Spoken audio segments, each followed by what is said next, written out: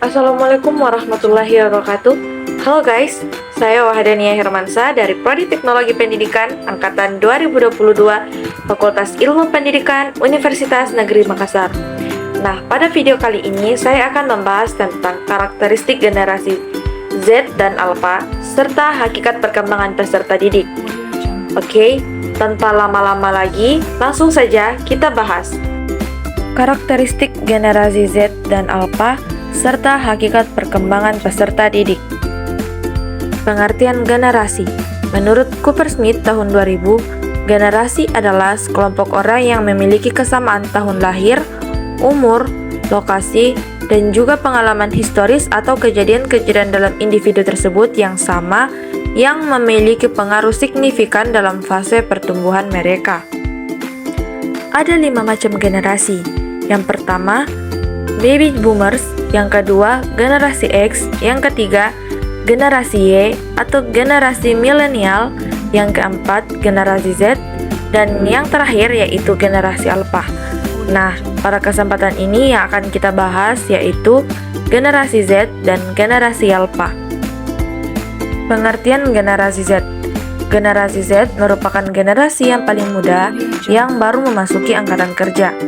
Generasi ini biasanya disebut dengan generasi internet atau e-generation.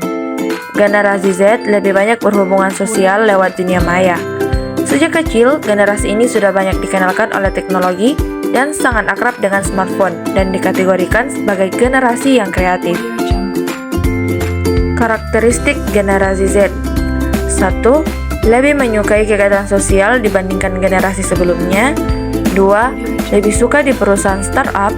3. Multitasking. 4. Sangat menyukai teknologi dan ahli dalam mengoperasikan teknologi tersebut. 5. Peduli terhadap lingkungan. 6. Mudah terpengaruh terhadap lingkungan mengenai produk ataupun merek-merek. 7. Pintar dan mudah untuk menangkap informasi secara cepat. Generasi Alpha. Generasi Alpha adalah generasi yang lahir dalam rentang tahun 2010 sampai 2025. Generasi ini hadir sesudah generasi Z, yakni generasi yang lahir antara tahun 1995 sampai 2009. Menurut data, sekitar 2,5 juta anak generasi Alpha lahir di dunia setiap minggunya. Total populasi generasi Alpha diperkirakan akan mencapai sekitar 2 miliar orang. Populasi tersebut diprediksi akan menjadi yang terbanyak di antara semua generasi yang pernah ada. Generasi Alpha dapat dikatakan sebagai generasi yang paling akrab dengan kecanggihan teknologi. Di usia yang masih sangat dini, mereka sudah mengenal gawai, ponsel pintar, dan berbagai kecanggihan teknologi lainnya. Karakteristik generasi Alpha. 1. Mampu melakukan berbagai kegiatan sekaligus. 2. Memiliki komunikasi yang luas. 3. Memiliki cara berpikir terbuka, transformatif, dan inovatif. 4. Menginginkan kebebasan.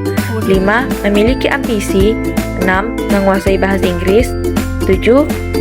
Pembelajar mandiri. Dan yang terakhir, mayoritas tidak mau mengikuti aturan. Adapun manfaat bagi calon pendidik dalam memahami karakteristik generasi Z dan Alpha, yaitu dapat memahami perbedaan, mengembangkan hubungan yang lebih baik, meningkatkan keterlibatan, mengantisipasi tantangan, menjadi pendidik yang lebih baik.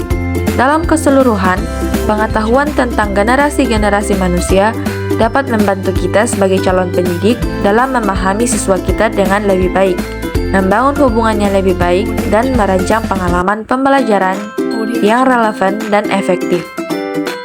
Materi kedua yaitu hakikat perkembangan peserta didik. Pengertian peserta didik.